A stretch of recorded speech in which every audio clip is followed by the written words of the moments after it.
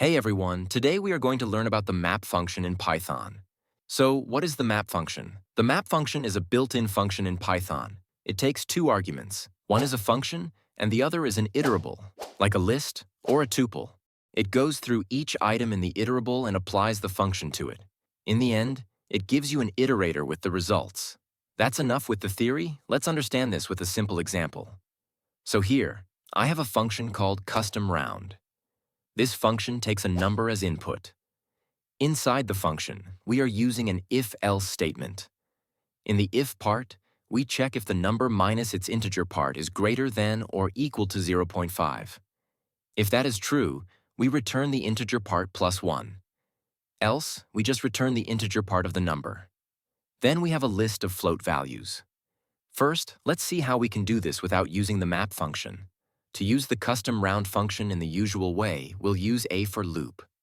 First, we create an empty list called rounded. Then we write a loop. For each value in the values list, we call the custom_round function with that value and append the result to the rounded list. After the loop, we print the rounded list. When we run this, it gives us a new list where each number from the original list is now rounded.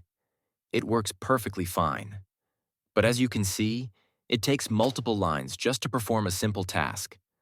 For small tasks like this, writing too many lines can make the code look longer than it needs to be. That's where the map function helps us. We can do the same thing in just one line. Let's see how. First, we'll comment out the for loop part. Now, just like before, we create a variable called rounded. This time, we use the map function. Inside the map function, we pass our custom_round function followed by the list of values.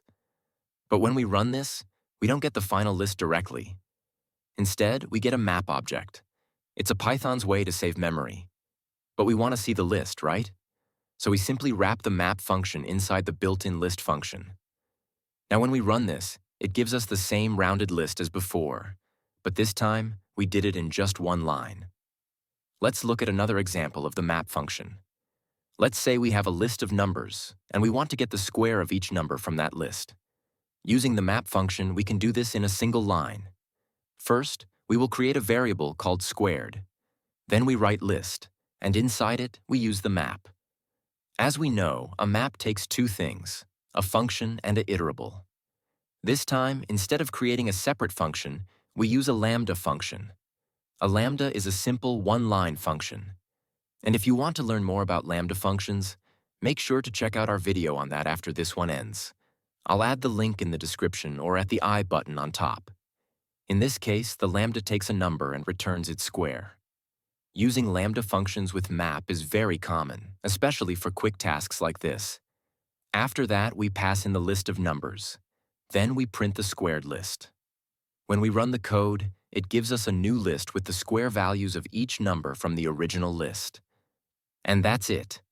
Now you understand how the map function works in Python. If you found this helpful, don't forget to check out the related videos in the description. And if you're learning Python, make sure to subscribe.